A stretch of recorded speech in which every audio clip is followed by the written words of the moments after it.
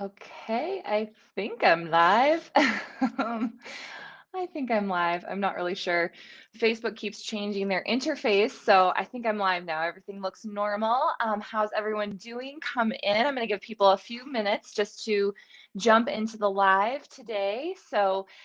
Here I sit. I'm actually at my parents' house. My family just moved from Cheyenne, Wyoming to Colorado Springs, and we close on our new home tomorrow. So I am in Salida, near Salida, Colorado at this very moment, sitting inside my mom's Pilates studio. For anybody who knows Pilates, what is that strange machine? It's been really fun being here this week. Really finding it difficult to get any work done. It's been in the mid 70s and 80s, beautiful sunshine. I absolutely love Colorado. So, do I have any Colorado people here? I'm curious. I know a few of you in the group are in Colorado, but it is amazing. So, again, I'm just giving everybody a couple minutes to jump into the live right now so we don't miss a thing, and we'll get started here in just a few. If you are watching live and would be willing to interact, I'd love some comments. Just say hello in the comments just so I know you're here. I only see a little eyeball with a number next to it about how many people are watching live, but I do not know exactly who is here right now. Although I have seen a couple of you like the video. Okay, this is good. So I know you're here. Thanks again for coming. Oh, good. Oh, Katie, you're in Denver. By the way, Katie, I was just starting to send you an email to connect with you on the hypnotherapy stuff. So, oh, good. I'm getting all kinds of comments coming in. So expect that from me. It's just been kind of a crazy week with with moving. I'll be just south of you in Colorado Springs. Oh, good. And there's Lauren. Hey, girl. Lisa, Christy. Okay, awesome. Thank you guys so much. I, I just want to make sure the tech is working, right? The tech needs to be working, especially in this new location. I have my AirPods in, and I usually connect stuff to my computer. So thank you so much for telling me that you're here. I appreciate it. And there's Mary. Awesome. Love Colorado from Illinois. All right. Mary, I'm actually from Iowa. I grew up, born and raised in Iowa. Scottsdale. Tiffany, hello. Welcome, welcome. So yeah, let me know where you're from. I love seeing where people come from to these lives. We've actually built membership in this group quite a bit in the past couple weeks. I don't know how people are finding out about the group, but it's been really fun. I've seen a lot of people outside of the country even joining the group. So most of Europe and other countries right now are sleeping, so they're probably not going to catch the live. But this is great. Yes, Katie, I also look forward to connecting. So definitely check your email inbox later today. Hopefully, I'll get that out today, if not tomorrow. So awesome. Okay, you guys, well, let's go ahead and get started. It's a few minutes past the hour. If people need to jump in, jump out, whatever it is, you can always try to come back afterwards if you miss out on anything. I will be posting this recording afterwards. So if people have questions, want to rewatch anything, or have to leave for any reason and need to jump back in to catch up, that's completely okay. That's the beauty of technology. So this topic is really fun for me. Um, I brought this topic to the forefront and into this workshop today because I've been working with individuals, women specifically, and who have come into the mindful and intuitive eating space, and they're very excited about it. They're very excited to look at body and their health in a new way, right? And they're tired of restriction, they're tired of dieting. They know it doesn't work, they know it's a roller coaster, they know there's a yo-yo associated with this and it's not really good for our bodies in the long term. But they're also feeling frustrated because they come into the mindful and intuitive eating space. It works. It feels really good. They're practicing their mindful eating skills. They're reading intuitive eating books, and they're, working in small groups with me or another professional. Even I've heard it from this comment from other women before who don't work with me specifically, but they get into it for a while, just like they would a diet, right? Like it feels good for the first 30 days. You feel transformation. You feel better about your body. You feel better about your relationship with food. And then life happens, right? You maybe don't see progress. Maybe progress isn't happening with mindful and intuitive eating as quickly as it might with, let's say, if you went on keto for 30 days, right? Where the weight just kind of falls off really fast, or, or maybe you're on a different diet for gut health or whatever. I mean, you can insert any diet. And with mindful and intuitive eating, it's this journey, right? It's this journey where you have these ebbs and flows, and there's people think that it should be this linear journey. This is point A, this is point B, and they get there in one linear way. And the reality of mindful and intuitive eating, and really any health journey, is an ebb and a flow, meaning there's ups and there's downs, there's curves and there's twists. And when we get into those ups and then those downs, what oftentimes happens is during those downs, a friend, right, a well intentioned friend or family member comes to us and says, "This worked for me." And that that temptation of going back into a diet because it's a quick fix is really tempting, and it's easy to slip away from mindful and intuitive eating, even though we know it's maybe a better route, and go into the diet mentality again. I've seen this with women I've worked with. I've seen this with women who come to me and work with me. They say they've tried it before, and they just truly are never able to adopt the behavior changes for the long run. And so, for the same reason diets are doomed, right? Diets that have specific calorie counts, macros, whatever you name it. Sometimes when we come into a new space, learning about a new way to do something, it feels really good, but it can also fall flat if we're not prepared to change our identity. So that's what this workshop is all about today, is to talk about what our identity, how to change our identity around food and body so that we have long-term results with whatever our health goals are. And it's, in so many cases, women just like you come to me and they're like, okay, what is this identity work? And I do this work a lot with individuals and a lot with small groups, but I thought it would be fun to talk about it in this group today because I see it kind of consistently coming up. But what we need to do today is we're going to cover a few things. So hold tight. We're going to cover what identity is. So you're probably wondering, if you jumped into this live today, you're probably like, well, okay, I kind of get the idea of identity, but we're going to dive deeper into that, how to identify your identity, and understanding how your subconscious thoughts, okay, and your current identity works in relationship to those thoughts. And then how we can actually start changing our identity around food and body so that we are ultimately successful. I'm going to talk about why that's important. And then I'm going to go on to talk about some characteristics that are actually really, really important for a person who wants to achieve long-term success with mindful and intuitive eating, and honestly anything in their life. So maybe it's running a marathon, or it's starting a new career. I mean, there's a lot of things you could actually apply this information to that don't relate to food and body. But of course, we're talking about food and body in this group. And I think there's a huge place for this. I'm also going to go over, hello, Dina. So glad you're here today. By the way, the comments that come in are a little bit delayed. So if I don't see them, I'm, into whatever I'm talking about, and or they're just a little bit delayed. So thank you guys for popping in and saying hi when you come in here. Okay, so let's start this conversation and talk about what's normal. What's a normal way of going about our relationship with food and body? And it really starts with this: when we want to create change with our body, when we want to, we've gotten into a place where we're like, okay, we're either unhappy with where we're at, we don't feel the energy that we used to have earlier on in our lives. I know so many women who look in the mirror at their body and they're just feeling just disgust, unfortunately, and dissatisfaction with their body. And they want that to change. And it doesn't necessarily mean they want to change their body shape or size, but it means they want to change their relationship with their body. The capacity to love themselves in this present moment is a huge part of this work. Really hard for a lot of us who have been conditioned by society to think we have to look a certain way in order to be quote unquote sexy, healthy, whatever. But when women look in the mirror, it's not necessarily the weight they want to change, it's actually the feeling that they have when they look in the mirror, right?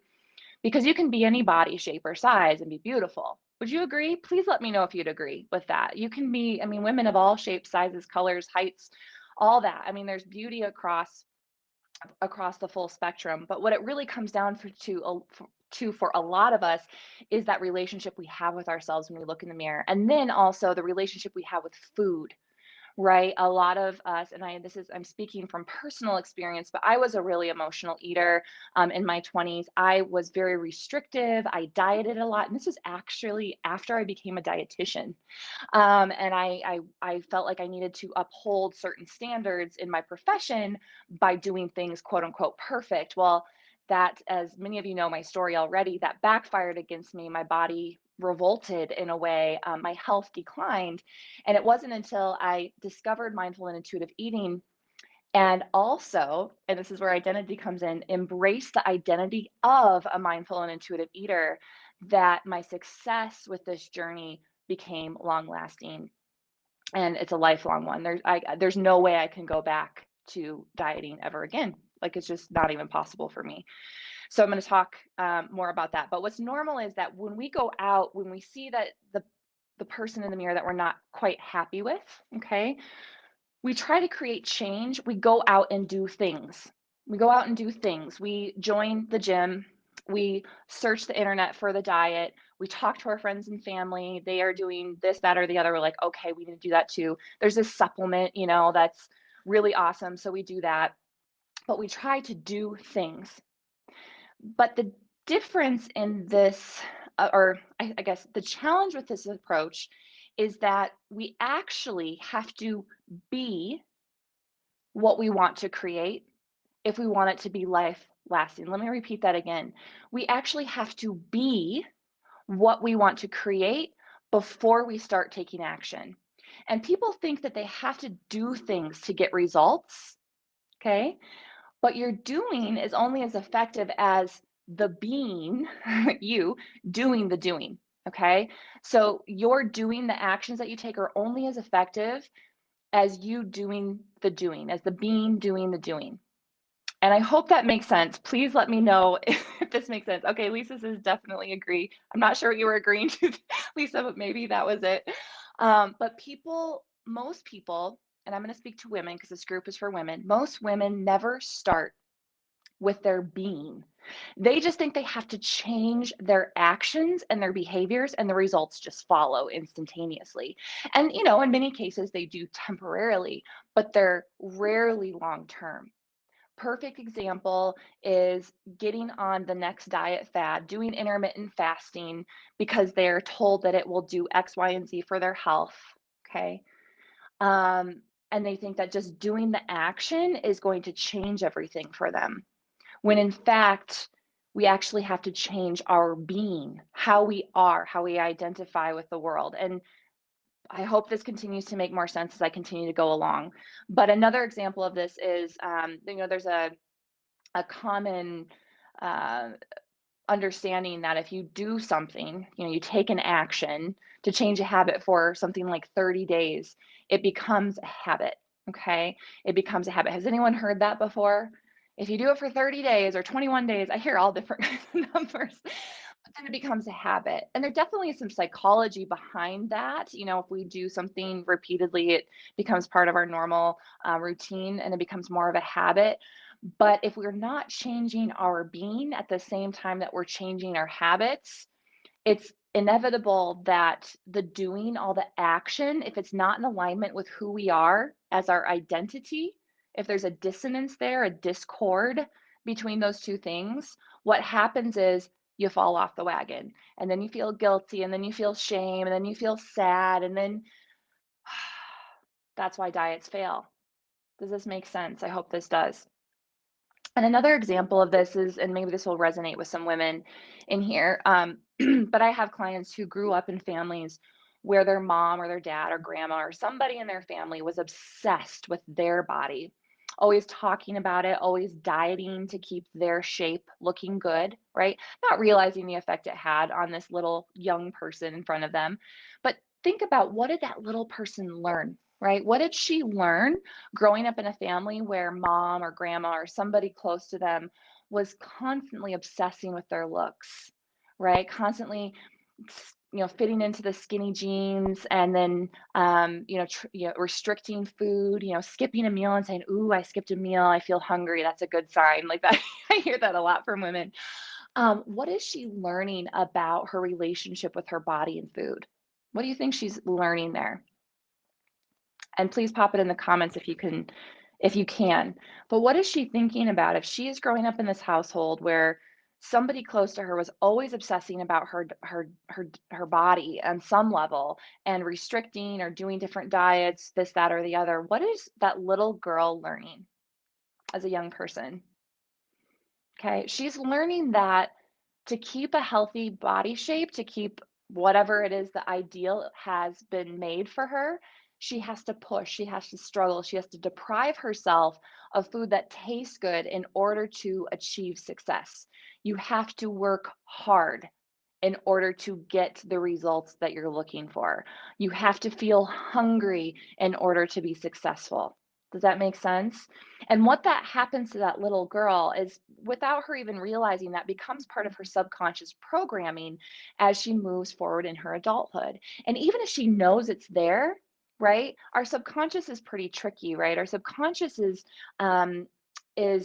underlying our conscious thoughts, right? We have this prefrontal cortex, which is where we have our conscious thoughts. And we can be really logical, like, oh, I know that dieting is not good for me. But if you have this subconscious programming behind it that says, well, actually, you can only be fit and healthy if you do these diets or you do this extra hard workout, then that's actually going to rule. That's going to rule your outcomes when it comes to meeting your goals and sticking with them long term. Another common identity or subconscious thought that a lot of women have, and I see this a lot, especially when I worked more intimately with weight loss. I work more with body confidence and appreciation. I know that weight loss is sometimes a side effect of this work if it's necessary, but I really want to promote, being present and loving of the body that you have. But I hear this kind of story, this subconscious programming of, anything I do, I can't lose weight. I look at a piece of cheesecake and I gain 5 pounds. Has that anyone ever heard that one? And if you have that underlying subconscious programming that says, anything I do, I can't lose weight, I can't exercise enough, or you hear what I'm saying? Like these, and this becomes part of your identity through that subconscious side of your being. Okay. So I hope this makes sense. I'm just going to see if there's any more. Oh, there's more comments. I just totally didn't even see them. Oh, thank you guys. Oh, I am so sorry. You guys totally commented my scroll on the side. I have to actually scroll down. It doesn't like auto scroll for me. So Tiffany said that was definitely my childhood, what I have displayed for my son, unfortunately. Tiffany, it's okay. There's still time. Don't worry, because this is really common. I'm assuming you're talking about um the example I gave about the woman who grew up in a family where mom was obsessed with her body, et cetera, and so forth. The beautiful thing about this work, and I hope the hope is coming out of this workshop, is that actually you were programmed and you can actually reprogram. You can actually change this reality for yourself. So even if you grew up in a home where you didn't have a great example, or you did have someone who taught you certain lessons about what it meant to have a certain body shape or eat food in this way or that way. I hope that you recognize coming out of this that there's actually a way out. There's actually a way, by working with that identity, to pull out of this and to make change for your current children, your grandchildren, whomever it is that you come in contact with. And then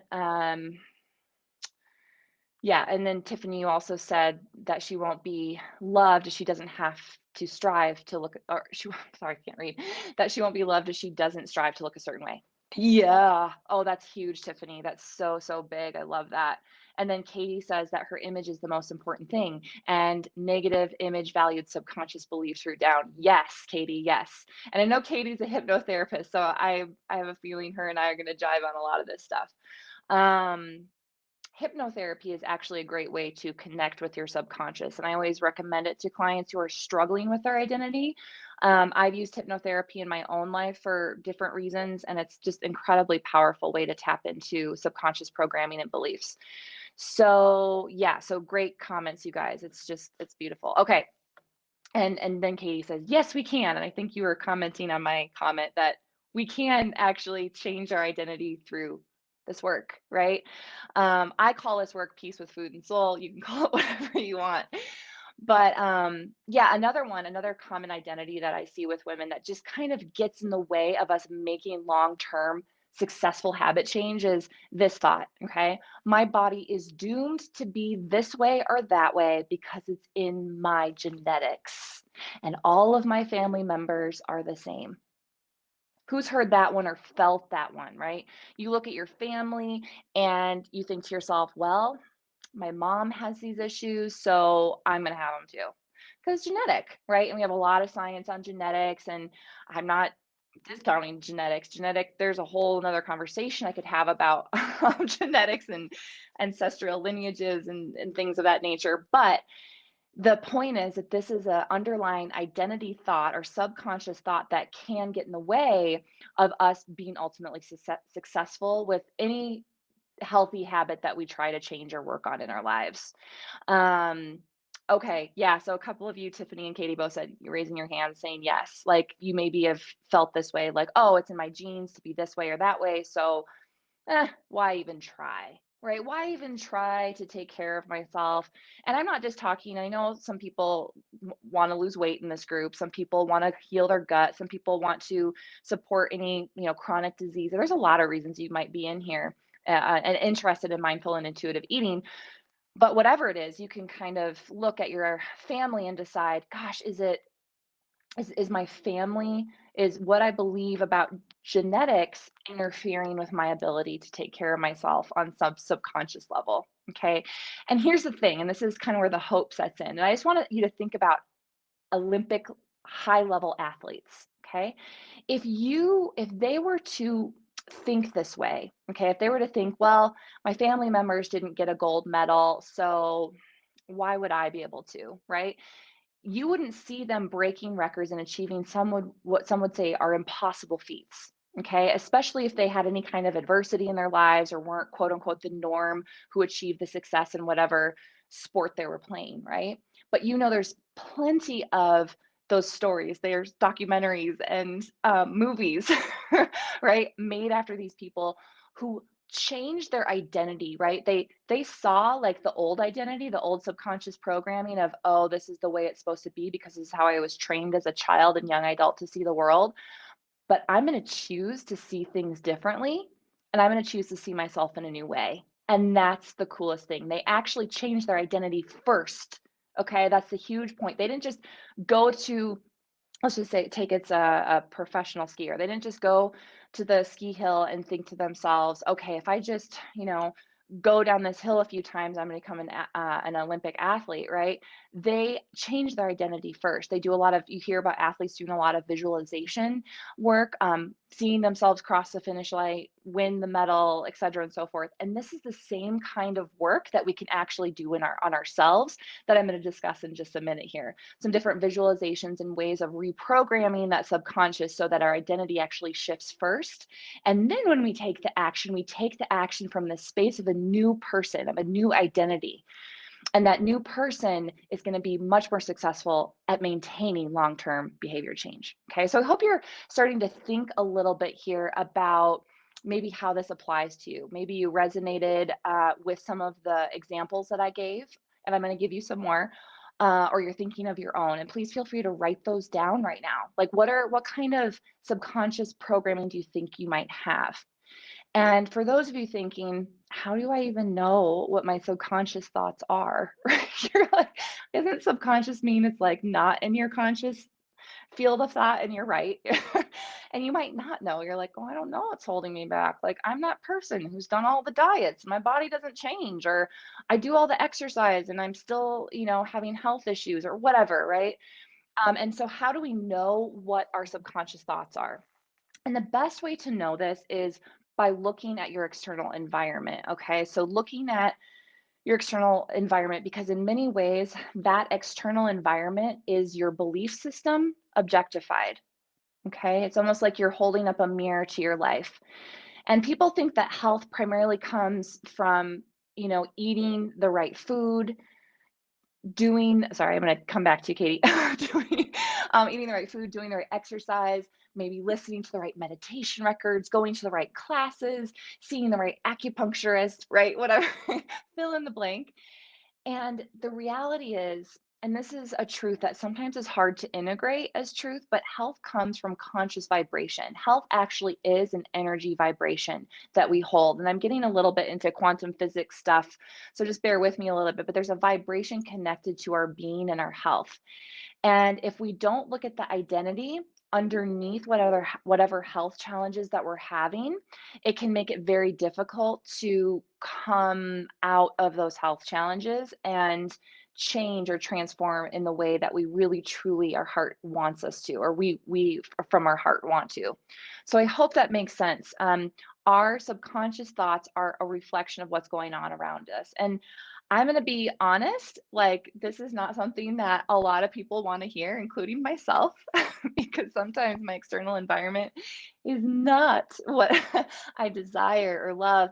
But it's also about shifting our paradigm about how we look at our external environment. And instead of guilting or shaming or judging ourselves, I talk a lot about this in the group, how part of this process is becoming a witness, right? So we actually get to step outside of ourselves and look down in. And I encourage you to do this now, or as you're navigating some of the information I'm sharing today, if it's new for you, that you are just in this moment allowed to be a witness to what's going on, not to judge it, not to be like, well, she's full of BS, like, I didn't ask for this, blah blah blah. And I'm not saying you did, right? You truly did not in most cases. No one asked to have a health issue or to feel sluggish or low on energy or whatever, right?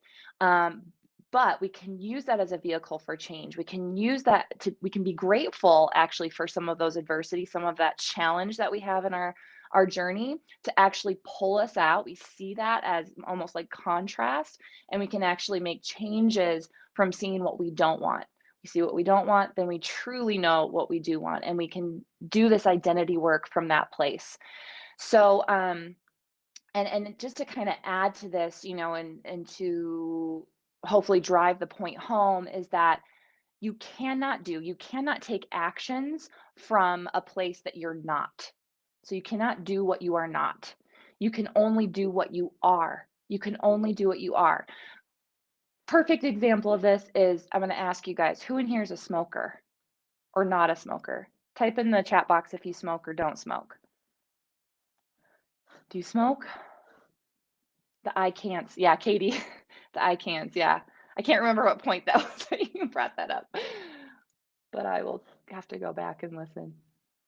Okay.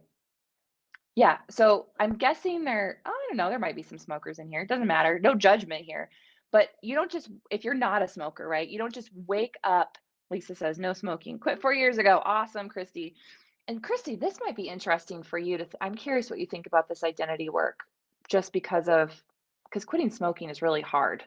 I've never smoked, but I've witnessed so many people who have.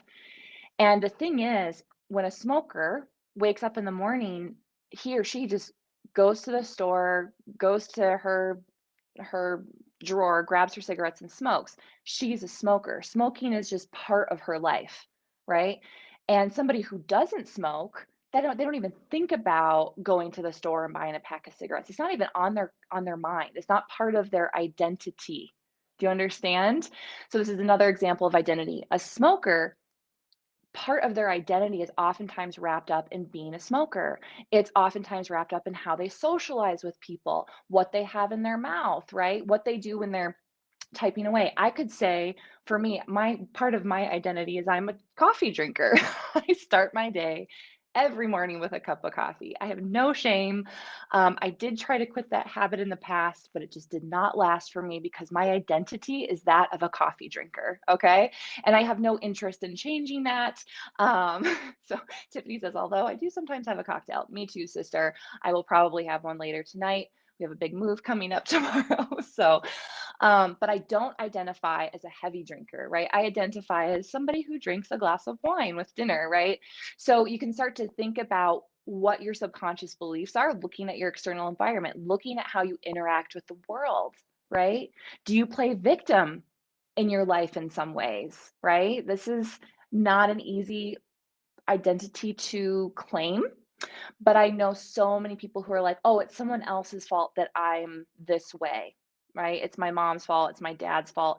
If you're playing victim, victim is part of your identity. Being a victim is part of your identity to the external environment. Oh, it's the fact that I live in Arizona that I can't do this. That's part of your identity programming in many ways. Okay.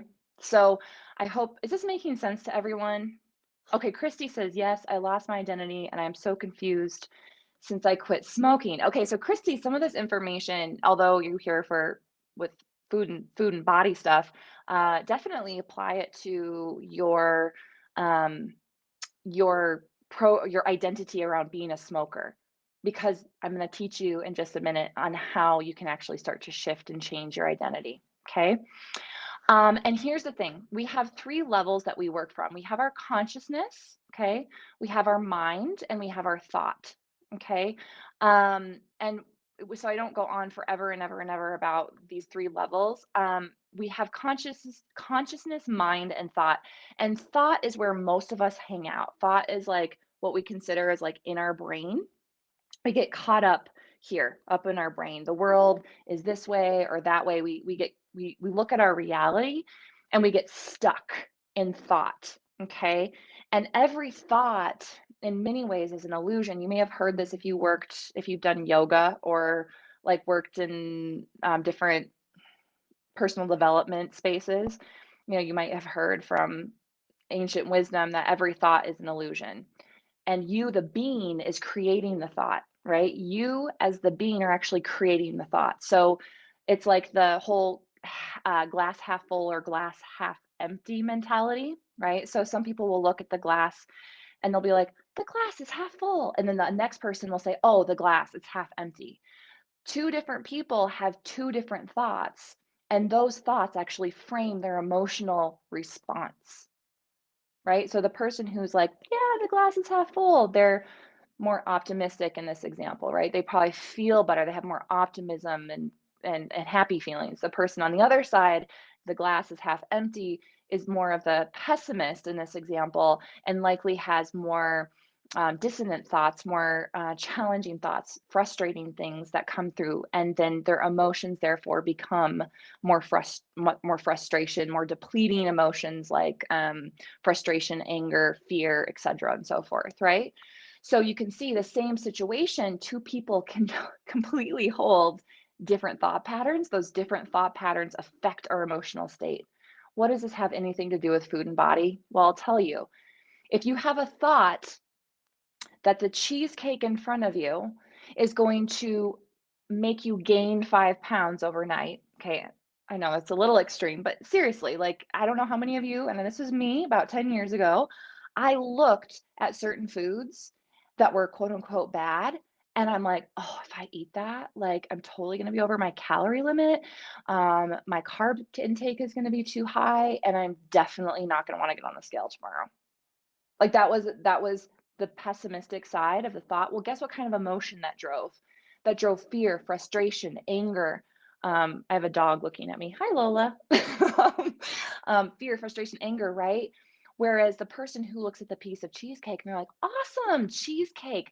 I am going to just immerse myself in this cheesecake and enjoy every moment. They eat it slowly, sensual, with full attention, awareness, love, gratitude, right? Same two people, same piece of cheesecake. Guess what happens, right? It starts to become almost a self-fulfilling prophecy in some ways.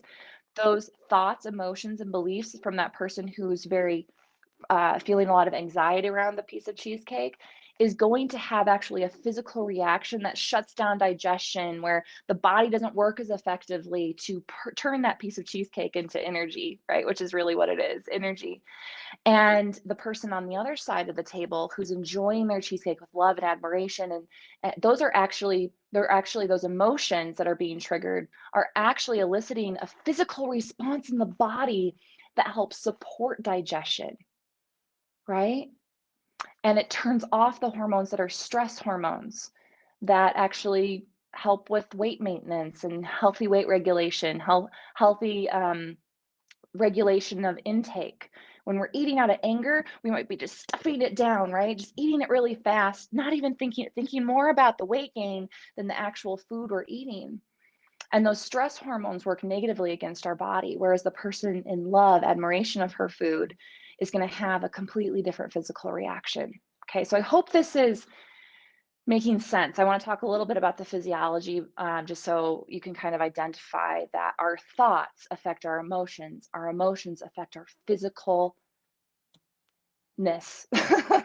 They affect our physical reactions in many ways, and the way the organs react. It's such cool stuff. Okay. Okay, just making sure there's no more comments. Tiffany says, I am 2 years sober from drugs and I have found food to me. Yes. Oh, Tiffany, I'm glad you're here today. I'm glad you're here today. Please take notes about what you feel your identity might be right now in this moment. Okay. So changing our identity. All right, you guys ready for the good stuff? This is the fun stuff. So we kind of have an idea of what identity might be, what our subconscious might be, and how it's played into our relationship with food and body on some level. And that's actually the first step of change, of changing our identity, is actually figuring out what the identity is in the first place. Okay. Sometimes it's hard if it's subconscious. And I talked about that, like, uh, looking at our environment. So, an example, look how long you've been dieting. Okay. Looking at your physical health. I'm proud of you too, Tiffany. Really proud of you. Thank you, Lisa, for saying that. But if we look at our environment, right, and how we relate to food and body, how we look in the mirror, and what kind of self-talk that we have for ourselves when you look in the mirror, which oftentimes is way worse than anything we tell our best friend, right? How long have we been doing that, right? And how is that interfering with our ability to stay on track with change? So looking at our environment is the way to help us determine what our current identity is. And I will reiterate again that this can be a really tough pill to swallow if you don't love your current situation, especially as it relates to how you feel about your body, how you relate to food on your plate. Okay.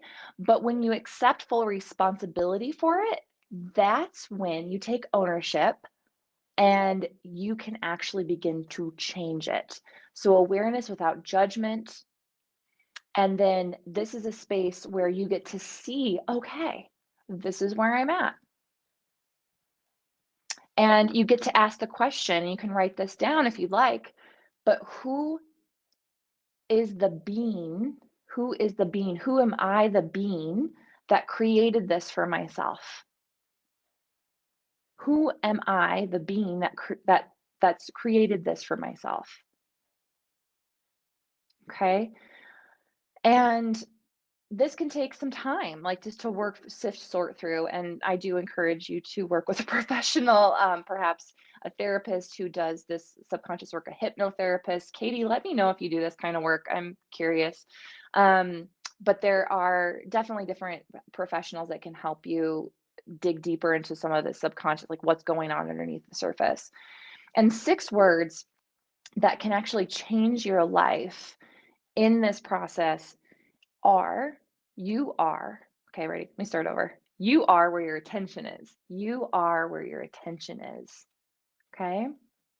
When you're not feeling healthy, or you're feeling quote unquote overweight, or you're feeling like disgusting when you look in the mirror, or you're feeling like you can't control yourself around food, or you feel like you're somebody who uses food to numb, okay, where is your attention? Where is your attention when the thoughts are affecting the emotions or affecting the physical health, right? There's that chain reaction. Your attention is on the lack of health. Your attention is on the lack of vibrancy, the lack of energy, right? It's on lack. And if we allow those thoughts to perpetuate, right? If we allow those negative thoughts looking in the mirror, oh, I hate my thighs. Oh my God, my boobs are so saggy. No one loves me. I mean, I'm not saying that these are thoughts that all women have, okay? There's no judgment here. Please, I want to reiterate that because this is an opportunity to really this is the deep work, right? This is the deep work, and this is an opportunity for you to get real with yourself. Where is your attention when you're dieting, right? Your attention is on the scale, it's on the numbers. It's not on feeling good necessarily, because oftentimes we mistrust our intuitive wisdom for meeting the goal on the app, or the number on the scale was 2 pounds higher today, therefore we failed. Do you know what I mean? When our attention is in dieting or any kind of mentality around food and body in this way that's negative, that's where our attention is. That's what we're going to get. So I want to ask you, are you arguing for your limitations? Right? Are you arguing for your limitations? This happens a lot. So I talk to women every week and I help them identify if we're good to work together, right? And I go through a process with them and I ask them, there's a part that I ask them about what they want in their life. Like I ask them to visualize where they want to go in their life and like tell me about this woman 6 months, 12 months from now who's met all these health goals that she has. And literally 8 times out of 10, 80% of the time, she starts, "Oh gosh, I feel really energetic and I'm happy. Uh, um, but I've never been able to get there for very long." And she starts shifting into her limitation space, right? But my mom treated me really poorly, and I've really never been able to get over that.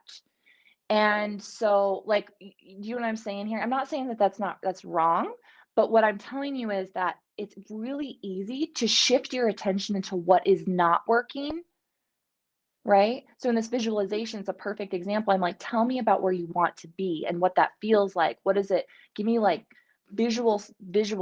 Where are you? What does it feel like to wake up in the morning? Who do you hang out with? What do you eat? And so often, 8 times out of 10, I swear, women are starting there and then they slip back into the space of why it's not working there, why they aren't there yet, what's gotten in their way, etc. Does that make sense? So do you guys have that? Do you argue for your limitations? I know I do. I mean, this is human nature, right? Like yeah, I mean, just even recently, like we had some snafu happen with our move. So I mentioned at the beginning of the live, I'm moving from Cheyenne, Wyoming to Colorado Springs, Colorado, and just something didn't work out right with our move. They mixed everything up, so we're not getting our household goods at the time I thought they were coming.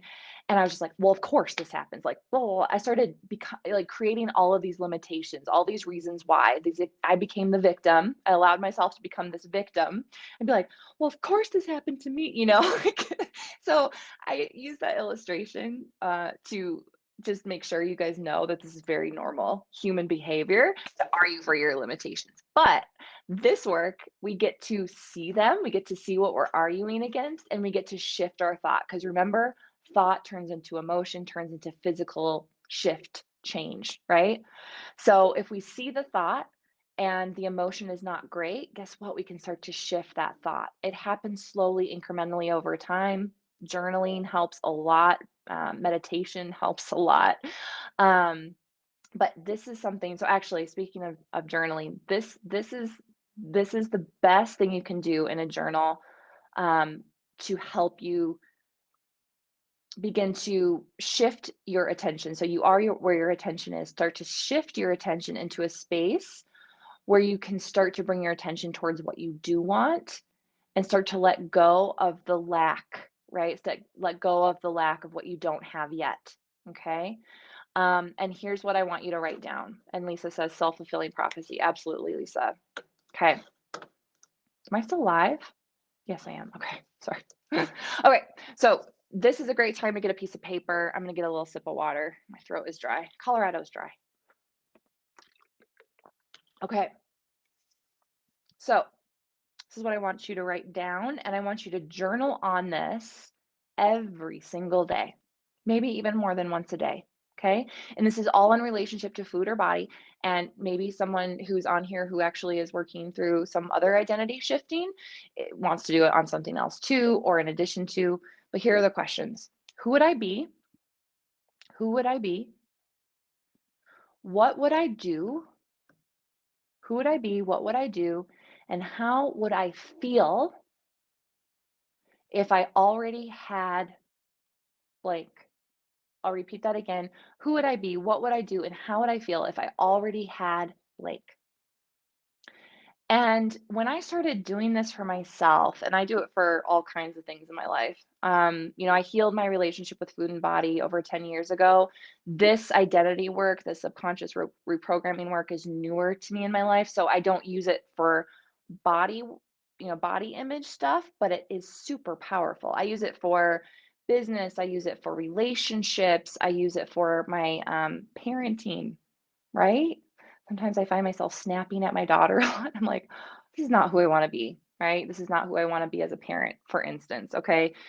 So, who would I be? What would I do? And how would I feel if I already had blank? And working from this formula daily is a huge transformational key in helping you shift your identity.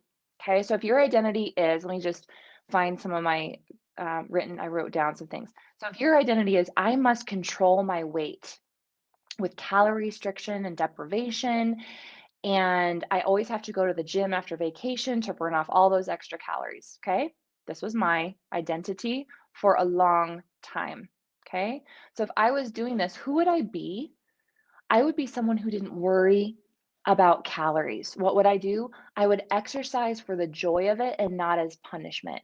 How would I feel if I already had this? I would feel enjoy constantly. I would feel happy about my body. I would feel blah, blah, blah, blah. You can kind of start to fill in the blanks.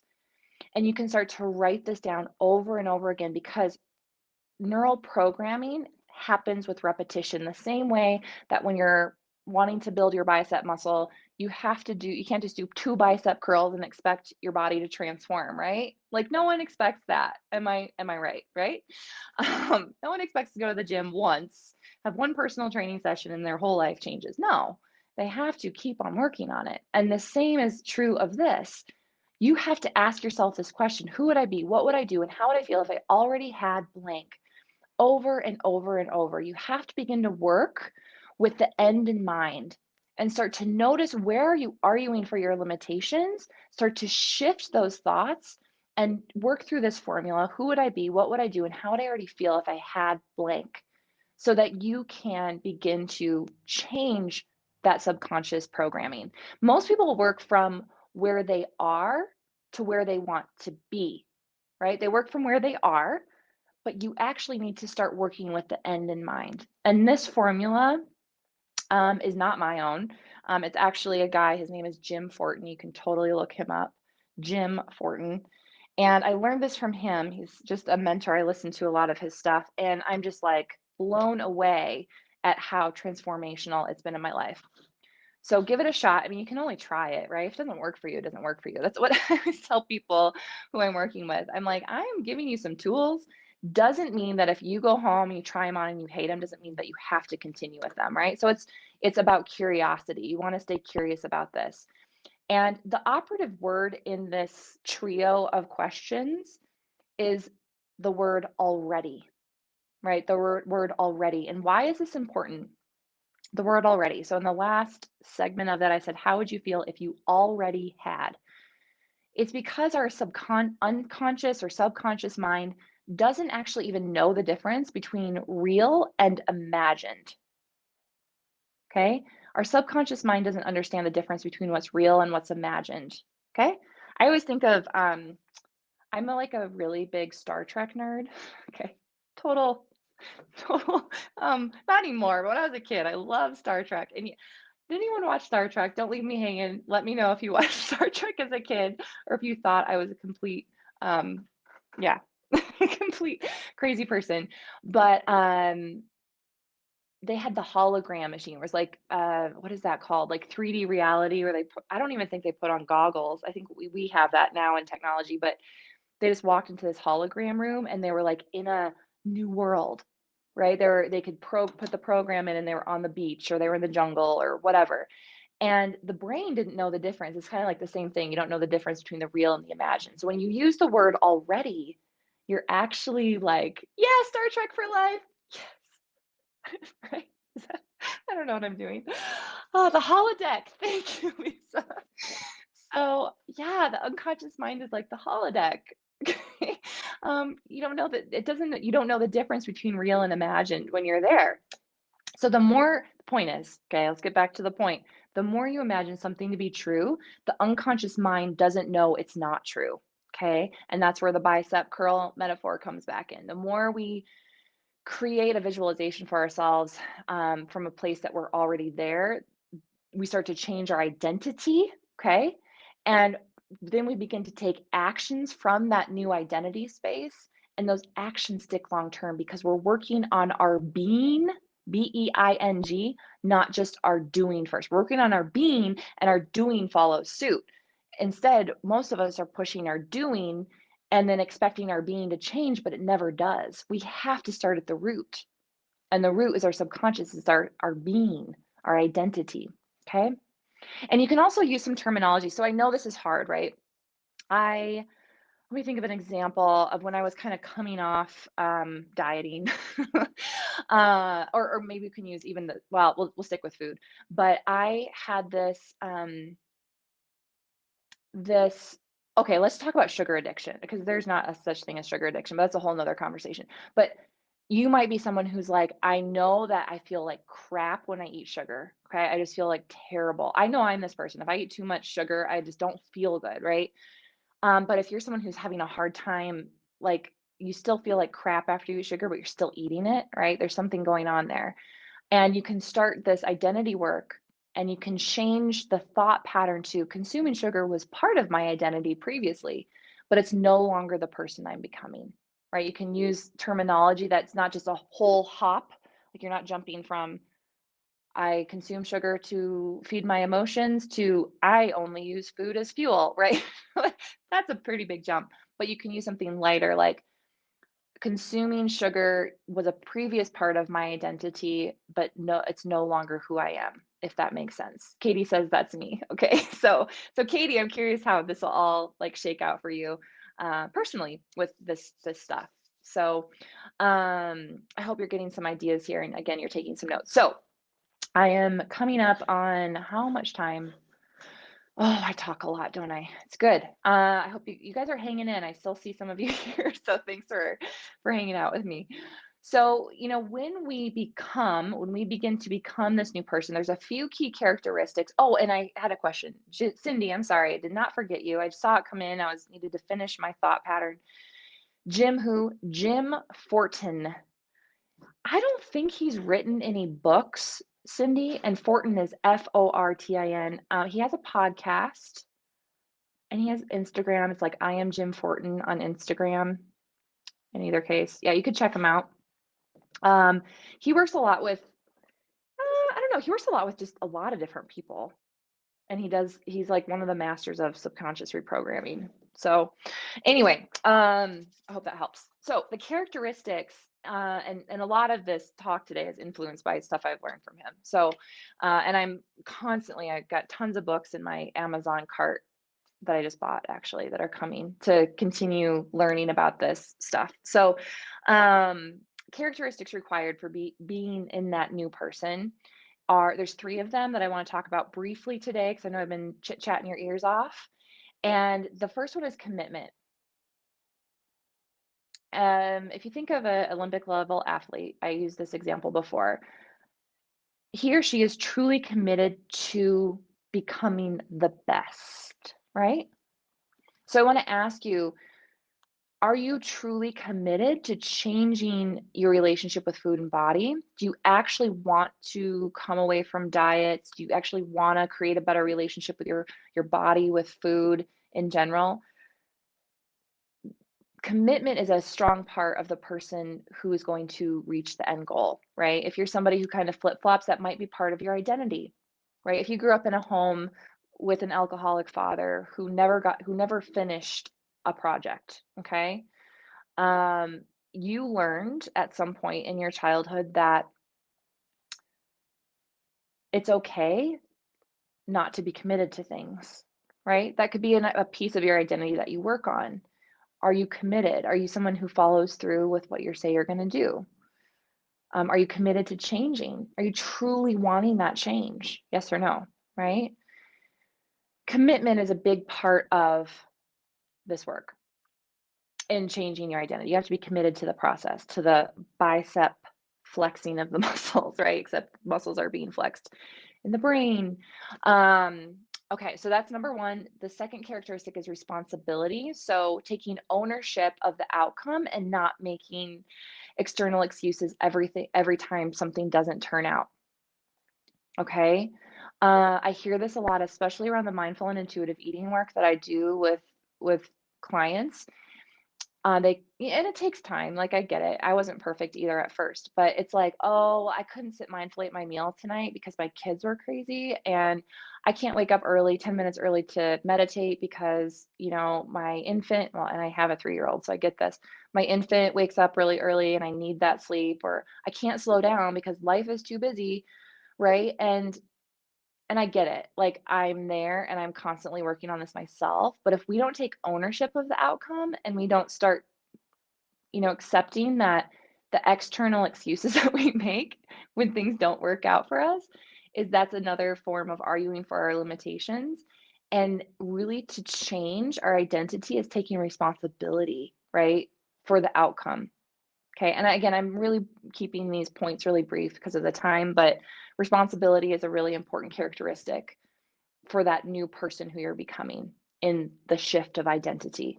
And then the last one is integrity. And I wanted to expand on this a little bit more, but I'll try to keep it brief.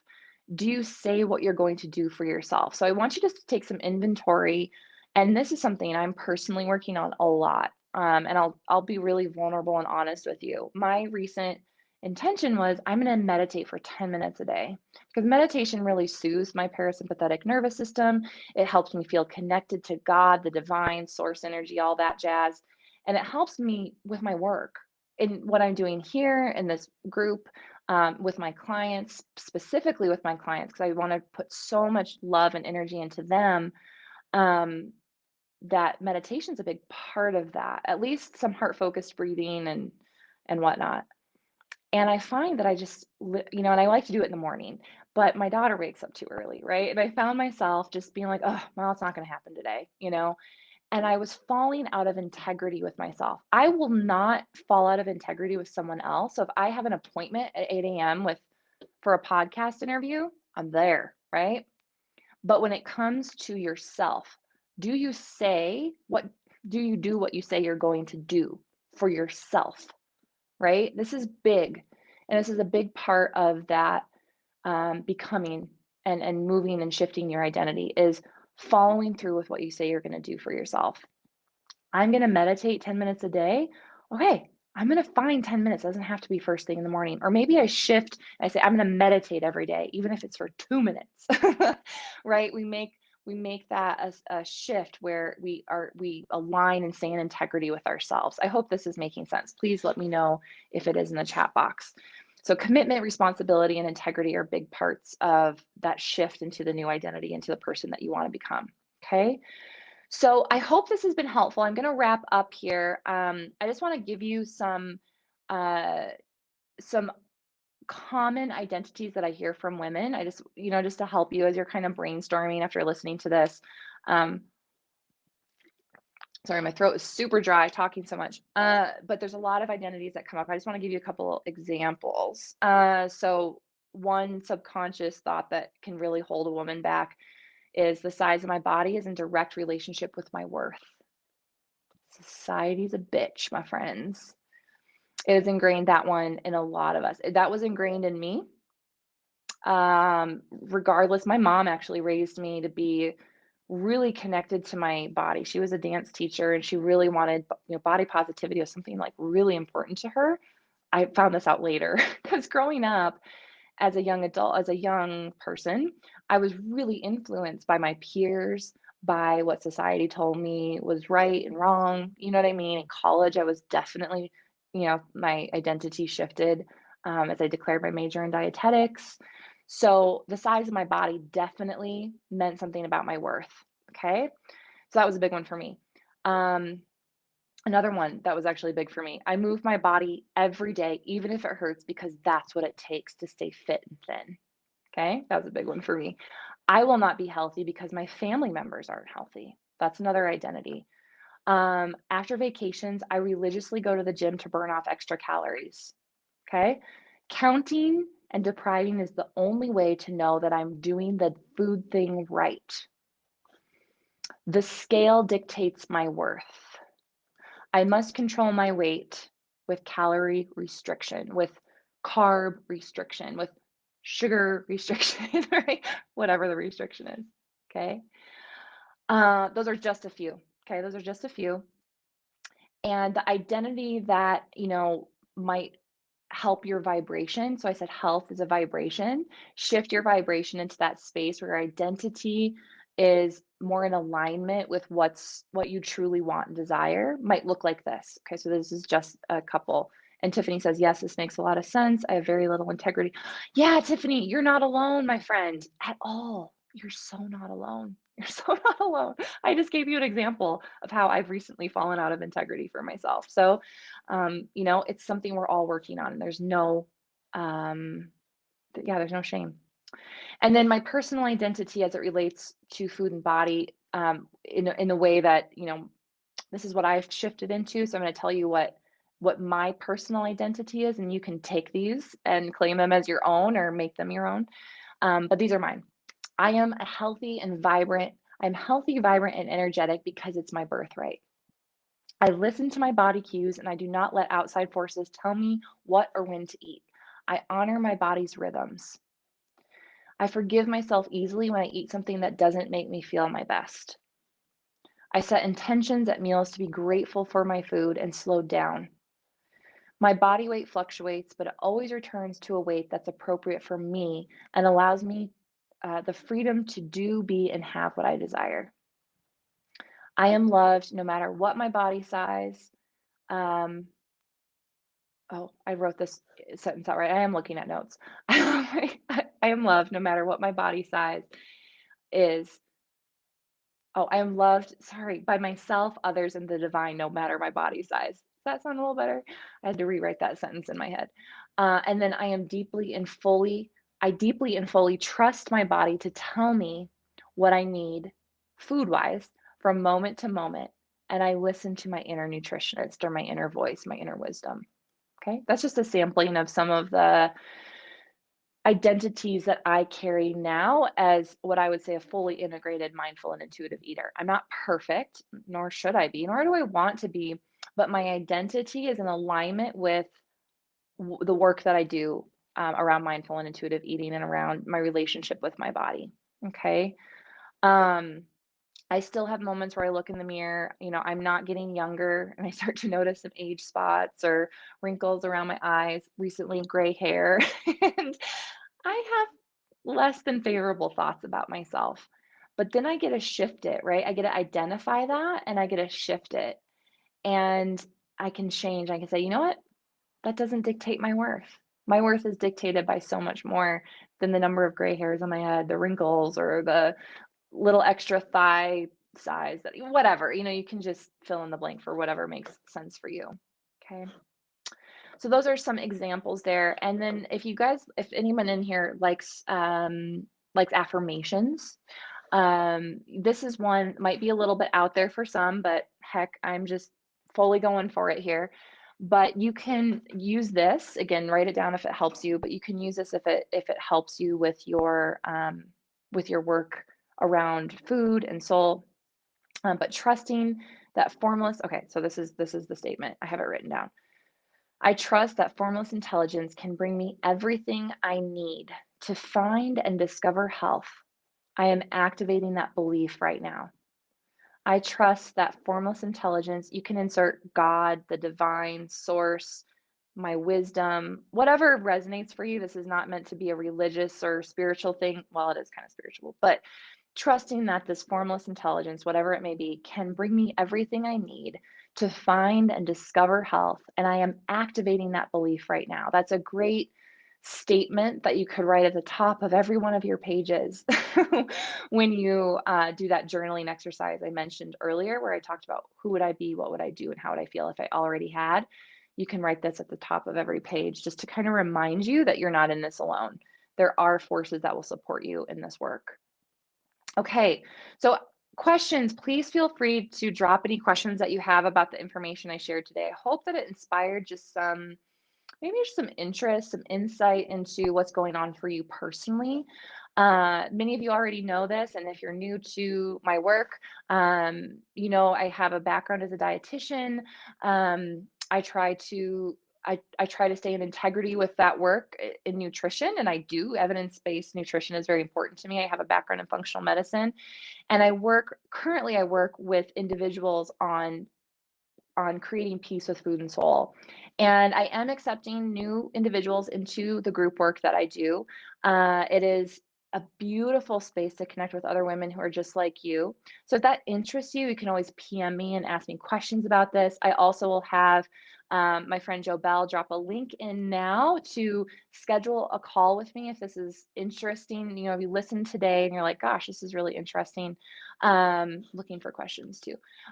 This is really interesting work. I'd love to learn more and see what Beth offers. You can absolutely schedule a call. It's free. There's no pressure either. If you just want to talk to me, allow me to ask you some questions, identify if we're a good fit for each other. It's called a food freedom strategy call. I kind of map out a strategy for you to see if the work that I do is the right fit for you to really help you transform. So it's a container. It's a space where you and other women and myself get to really dig deep into the layers of what you need to transform your relationship with food and soul, to actually reprogram your relationship with food and soul. I use concepts from mindful and intuitive eating. This is what this group is all about. We talk about subconscious reprogramming. I bring in guest speakers and things like that so that you get all of the support, love, and information that you need to really make the changes that are meant for you. So yeah, so my assistant Jo Bell just dropped the link here for the food freedom strategy call. Feel free to jump in there. I will tell you I'm moving and I kind of planned this talk really just for information, but I always want to make sure people know that they have an opportunity to work with or to talk to me one-on-one. I do take these calls. I don't have a sales team. You talk to me. I am I am the human you talk to, but I have appointments early next week starting Tuesday. I believe that's October 13th or 14th. Anyway, I should have some appointments starting that day. And it's just audio. We talk over the phone or over like a Zoom link. It's very laid back and easy, but feel free to jump in and schedule that call. I do realize right now that I did not block my schedule tomorrow and Friday. So if you book an appointment tomorrow or Friday, I'll have to rebook you for next week. I'll be moving into my new house. So I'll be coming to you for more Facebook Lives, more information that really supports you in the future. So please feel free. This space is another safe container for you as the listener to ask me questions, to write out your celebrations, to tell me what's working, what's not, and I really want to make sure that you're supported here. I want this to be a safe space. We're not talking about body image as a goal to get to. We're talking about how to fall in love with ourselves wherever we're at. And I know that some of you want to lose weight. I know that some of you really want to restore your gut health. I know that some of you are working through autoimmune diseases, and you name it. I mean, there's a million other things, but the reality is that our identity is really wrapped up with the ability to achieve those goals over the long run. I hope that this talk helped you see that in a new light, perhaps, maybe a way that you hadn't seen it before. So anyway, drop any comments, any questions below. I don't see any questions coming in, and I just heard my 3-year-old knocking at the door. So I'm gonna go see what's up with her. But I love this. I know I went way longer than I intended. I told my mom, who was watching my 3-year-old, that it would be about 45 minutes, and we're a little over an hour now. So thanks again, everyone. It's been a pleasure. Again, if you want to chat more, feel free to PM me or schedule a food freedom strategy call at any time. All right. Take care, everyone. Bye bye.